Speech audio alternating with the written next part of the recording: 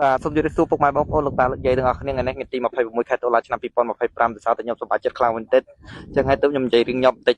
គឺបងប្អូនដឹងថាខ្ញុំសប្បាយចិត្តរឿងអីអត់ឥឡូវនេះយើងដឹងហើយថាកម្ពុជានិងថៃបានចុះកិច្ចព្រមព្រៀងហត្ថលេខាសន្តិភាពហើយគឺពួកខ្ញុំនៅមុខនេះមានអារម្មណ៍ថាពួកខ្ញុំថ្ងៃនេះមានអារម្មណ៍ថាសប្បាយចិត្តខុសធម្មតាមកសុំសុភាពប្រូមានអារម្មណ៍អីដែរបាទមានអារម្មណ៍ថាសប្បាយចិត្តលើសពីអ្វីៗទាំងអស់ហត់នឿយមកច្រើនទេវាពិបាកមកច្រើនដែរហត់នឿយមកច្រើនហើយឥឡូវក៏បានធូរស្បើយសម្រាប់បន្តិច